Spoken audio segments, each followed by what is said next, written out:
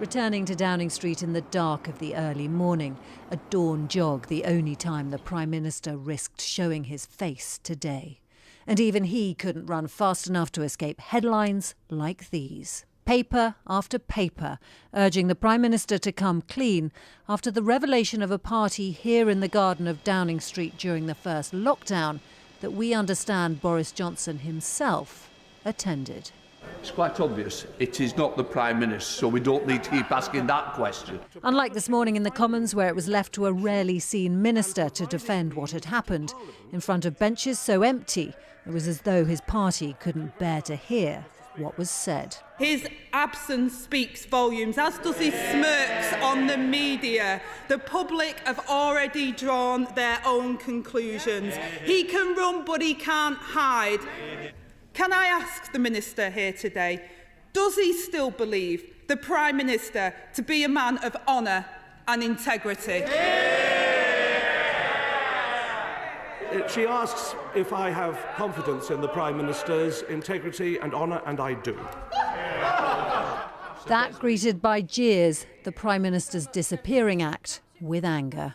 I have sympathy for the Minister because he's been sent with his gatherings excuse to defend the utterly indefensible. The Prime Minister should come here now, fess up and tell us what happened. And then this intervention expressing the painful emotions of many. 3,000 people who followed the rules and grieved today. So will the paymaster, including my mother-in-law who died alone, will...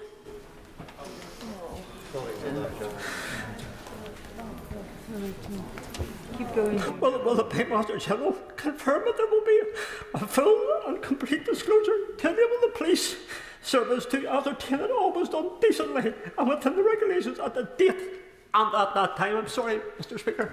Full disclosure to the police is what he was requesting, and the Met are deciding whether to investigate any lockdown breach after ITV News obtained this email sent to around 100 Number 10 staff on May the 20th, 2020, suggesting they should make the most of the lovely weather and have some socially distanced drinks in the Number 10 garden this evening. Bring your own booze, they were told, on the day the public were warned they could only meet one person outside. On May the 20th, 2020, Lobby Akinola was mourning his father who'd just died from COVID. He'd not been allowed to see him to say goodbye. Me following the rules meant I never saw my dad alive again. That's something that sits with me for the rest of my life. How much does it hurt? They wanted everyone else to make a sacrifice, and big sacrifices, where they thought it was okay for them to break it for something as trivial as a party. It is honest, I don't have the words to describe how much it hurts. The Prime Minister has spent a month denying other alleged lockdown-busting events at Number 10. I've been repeatedly assured that no rules were broken. I can tell you that the guidelines were followed at all times, and we have followed the rules throughout.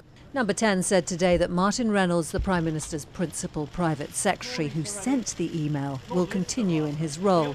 Some in the party are deeply unhappy about it all. There's one person can tell us for sure, was he at the party or not, and that's the Prime Minister. And that's why I'm saying right now he needs to be upfront and honest with the public, with everyone, and say, was he there? I would not in any way support the Prime Minister if he broke the law and attended that party.